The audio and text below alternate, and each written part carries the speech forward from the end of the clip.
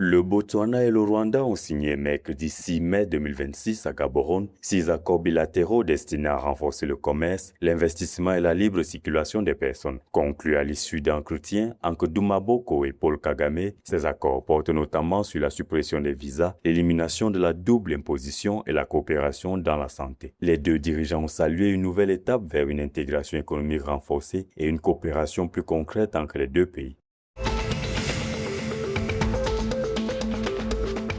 Le parti sud-africain Action SA a annoncé le 7 mai 2026 le dépôt de 3 projets de loi au Parlement sud-africain visant à renforcer la gouvernance et la lutte contre la corruption. Présentés par le chef du groupe parlementaire Atol Trolip, les textes prévoient notamment la suppression des postes de vice-ministres afin d'économiser près de 1,5 milliard de rand par an, un renforcement de la protection des lanceurs d'alerte et une régulation des sondages politiques pour préserver l'intégrité électorale. Le parti affirme vouloir accélérer les réformes institutionnelles et rapprocher les responsables publics des citoyens.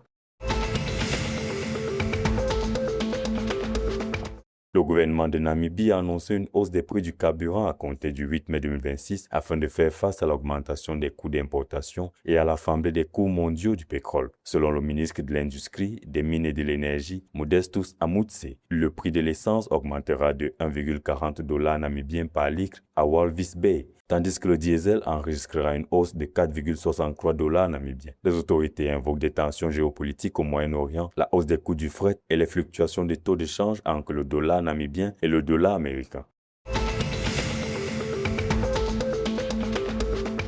Le président d'Angola, João Lourenço, a autorisé le 6 mai 2026 un programme de soutien social et agricole prévoyant la distribution de près de 342 000 sacs d'engrais et de semences aux familles rurales. D'un montant de 17 millions de dollars, cette initiative vise à renforcer la sécurité alimentaire et à soutenir l'agriculture familiale confrontée aux difficultés économiques et climatiques. Le programme comprend également des outils agricoles et des services d'accompagnement destinés à améliorer les rendements. Dans le même temps, le gouvernement a engagé des travaux d'urgence dans la province du Namibie pour protéger les populations exposées au glissement de terrain et à l'érosion sur la route de Serra da Leba.